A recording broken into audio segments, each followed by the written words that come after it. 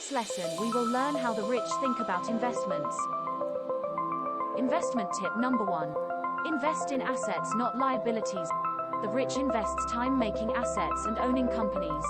The only way to earn more wealth is to create assets and to use income to buy more assets.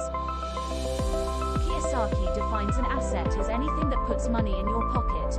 A liability is anything that takes money out of your pocket.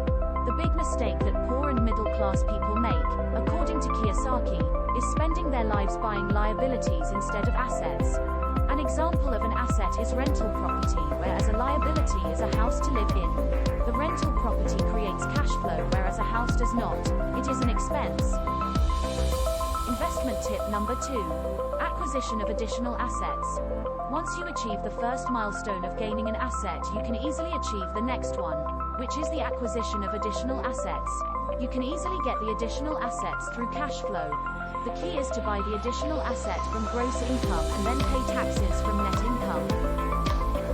Investment tip number 3. Use debt as a lever. People believe that it is risky to take loans. However, using other people's money wisely to gain an asset is the best way to acquire wealth. There could be bad debt or good debt. The only difference is that how this debt affects your cash flow. Investment tip number 4. Maximize expenses and minimize income. The rich use money differently from the poor.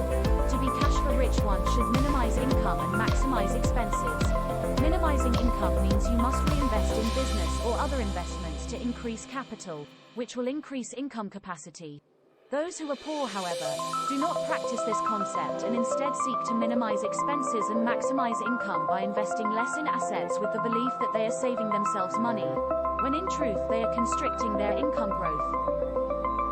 Investment tip number 5. Acquire the 3S. The rich believe 3S are important. Education, expense and experience.